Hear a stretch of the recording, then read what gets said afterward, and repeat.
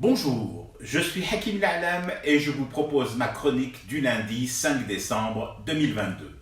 Elle s'intitule « Mais sinon, tu faisais quoi à l'époque ?»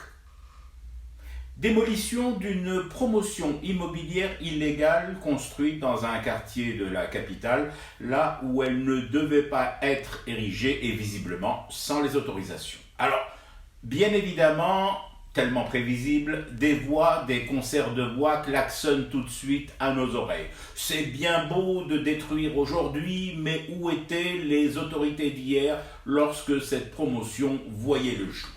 Bonne question, à laquelle il faut répondre. Les autorités étaient chez Faramadou, gain regroupé dans le palais de la Rapine, avec ses succursales, bien évidemment, le SAV, le service après-vente du grand cambriolage du pays, comme le patronat du temps de Lilou le Becherel et d'autres institutions et organismes entièrement inféodés au clan d'Oujda, les deux mosquées. Mais si, souvenez-vous de ce temps de Faramadou, bien avant l'élan populaire du 22 février, lorsqu'il n'y avait pas foule aux abords du palais pour dénoncer tout cela, sinon quelques rares chats enragés, dont le soir d'Algérie, que l'amnésie télécommandée et l'ingratitude rémunérée veulent classer aujourd'hui dans la catégorie journal du pouvoir. Ah si, quand même! Faut-il rappeler ce temps où les frileux restaient chez eux, craignant trop les rhumes et les allergies, alors que nous arpentions souvent seuls, très seuls, les kilomètres d'allées de la salle des pas perdus? Mais non, ce n'est pas vraiment le sujet. Le sujet aujourd'hui, ce n'est pas le soir, c'est le jour. Ce jour qui se lève et qui dénude de l'impunité. Alors, au lieu de se dire « génial », nous allons en finir enfin avec les intouchables. Plus aucun voleur ne sera à l'abri de la loi. Qu'entend-on à la place? Pourquoi les avoir laissés faire avant?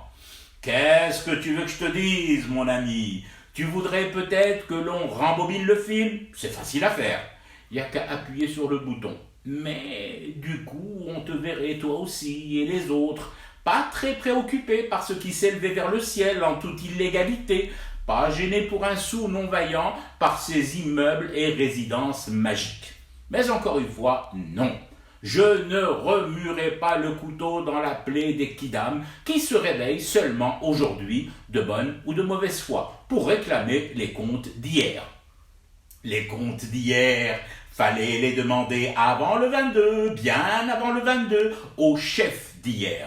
Aujourd'hui, les comptes se font au grand jour et les biens mal acquis finissent à terre, en gravats et en poudre de ciment. Voilà ce que j'en retiens. Si l'objectif c'est de se repasser en boucle un ancien film sans bouger de son salon, de ressasser des slogans vintage, ça se jouera sans moi. Bonne nuit les marmottes.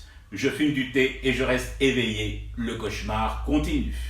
C'était Hakim La'alam, je vous retrouve demain pour une autre chronique et une autre façon de dire son amour à l'Algérie.